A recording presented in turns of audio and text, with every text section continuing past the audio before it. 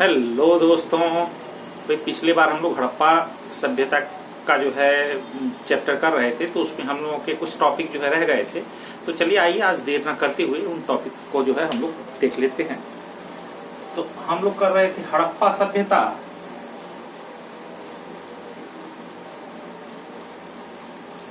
हड़प्पा सभ्यता, तो इसमें हम लोग कर रहे थे लोथल। जो शहर था वो था लोथल, और वर्ष 1955 में इसके खोजकर्ता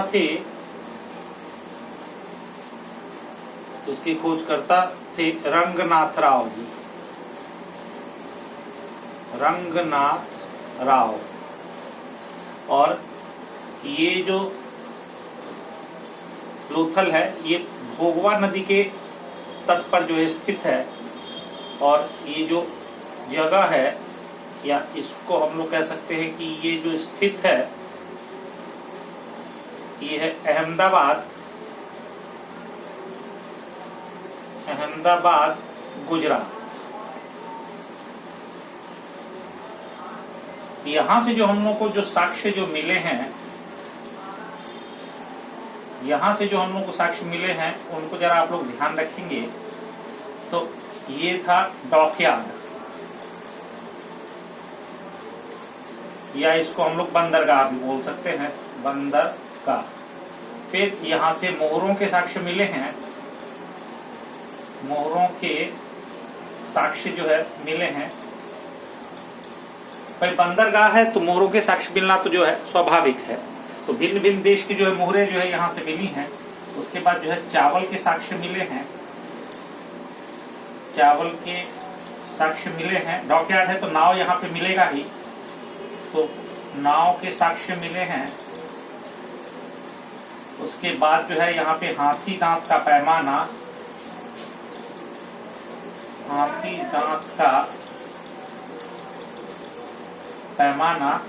उसके बाद जो है यहाँ पे युग्म शवाधान,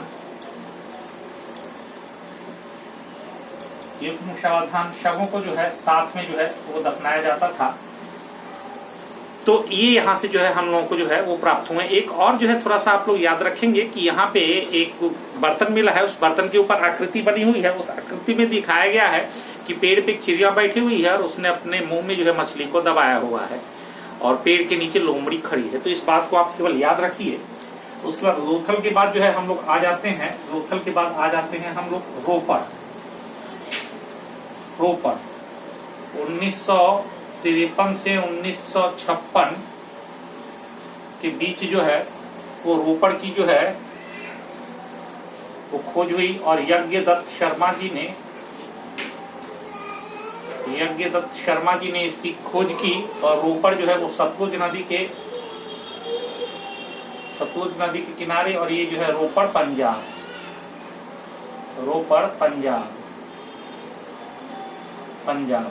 यहाँ पे ध्यान रखिए कि मानव के साथ कुत्तों को दफनाने का जो है वो साक्ष्य मिला है। तो मानव के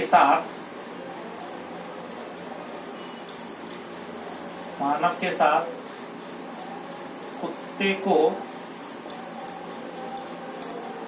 दफनाने का साक्ष्य जो है वो रोपर से मिला है। जो मेन है हम लोग वही याद रखेंगे, ताकि जो है हम लोगों को समझने में और याद रखने में आसानी ना हो। नहीं और भी बहुत सी चीजें मिली हैं जो लेकिन मुख्य हैं, जो है पेपर में जो है वही पूछा जाएगा। तो सब ना करते हुए जो मेन है हम लोग वही जो है करेंगे। रोपर के बाद हम लोग आ जाते हैं आलमगीरपुर पर।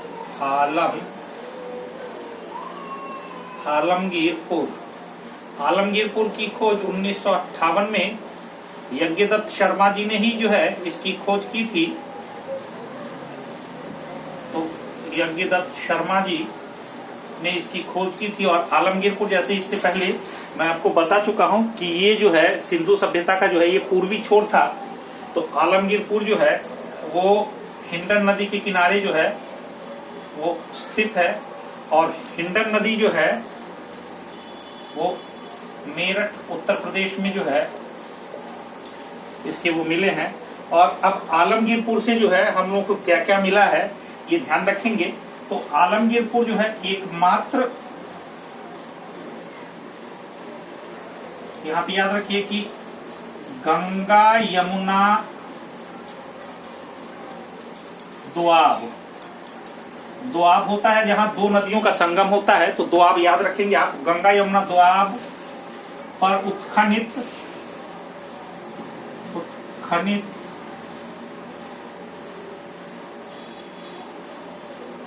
पहला शहर लिखेंगे, पहला शहर। तो गंगा यमुना दोआब पर उत्खनित जो है पहला शहर जो है ये है आलमगीरपुर आपका। और यहां से जो है आप एक और याद रखेंगे कि रोटी बेलने की चौकी, रोटी बेलने की चौकी, इसके साक्ष्य जो है वो यहां से मिले हैं। तो ये याद रखिए। आगे हम लोग और देख लेते हैं कि जो है और 2-3 और देख लेते हैं कि क्या क्या जो है कहां कहां से और मिला है।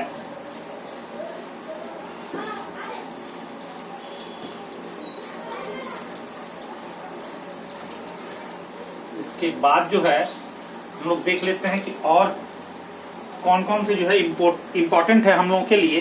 तो अब जो है हम लोग देख लेते हैं बनवाली। बनवाली, बनवाली जो है 1974 ईस्वी में रविंद्र सिंह बिष्ट, रविंद्र सिंह बिष्ट, रविंद्र सिंह बिष्ट जी ने जो है इसकी खोज की थी। और जो है आप लोग याद रखें कि बनवाली की खोज जो है वो रविंद्र सिंह बिष्ट ने की थी। और बनवाली जो है ये हम लोग के सरस्वती नदी, सरस्वती नदी के किनारे स्थित है। और ये जो है हिसार हरियाणा, हिसार हरियाणा,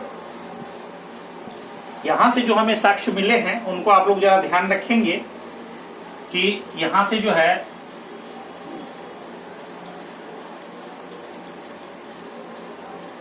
तांबे की मछली पकड़ने की बंसी,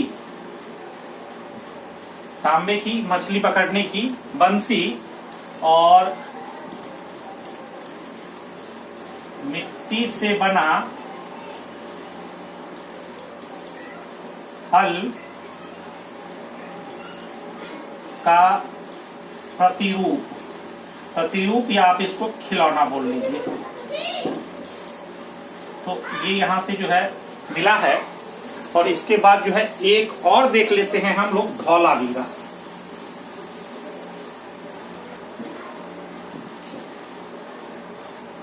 धौलावीरा 1990 में रविंद्र सिंह बिष्ट ने ही जो है इसकी खोज की थी। रविंद्र सिंह बिष्ट। और धौलावीरा जो है वो लूनी नदी पर स्थित है और यह है कच्छ गुजरात, कच्छ गुजरात। धौलावीरा जो प्रमुख है वो ध्यान रखिएगा आप लोग कि उन्नत जल निकासी प्रबंध, उन्नत जल निकासी प्रबंध के लिए ये विकसित था। तो उन्नत जल निकासी प्रबंध के लिए जो है प्रबंध के लिए विकसित था। और 3 भागों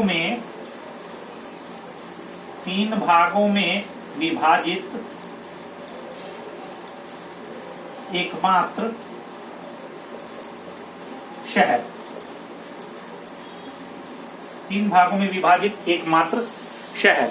तो इससे पिछले जो है हम लोगों ने वीडियो में जो है वो कुछ जो है किया था लोथल तक, उसके आगे जो है 7-8 जो है और जो है आप लोगों ने किया है। वीडियो ज्यादा लंबी ना हो इसके लिए जो है इसको हम लोग यहीं पे जो है विराम देंगे। इससे पहले, इस विराम देने से पहले कुछ और बातों को जान लेते हैं। आप लोग याद रख लीजिए इसको। एक है सुरकोटदा, सुरकोटदा जो कि कच्छ गुजरात में है। तो वहां से हमें घोड़े के अवशेष मिले हैं, एक याद रख लीजिए साथ में। सुरकोटदा, ये जो है कच्छ गुजरात में, और यहां से हमें जो है वो घोड़े के अवशेष मिले हैं। ये हम लोगों ने ये सिंधु सभ्यता के बारे में जो है पढ़ा।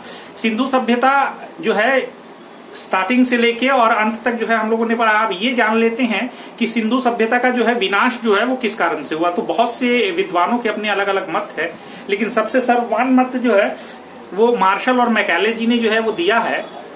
मार्शल और मैके जी ने, सॉरी मैकेले नहीं, मैके जी ने जो है दिया है।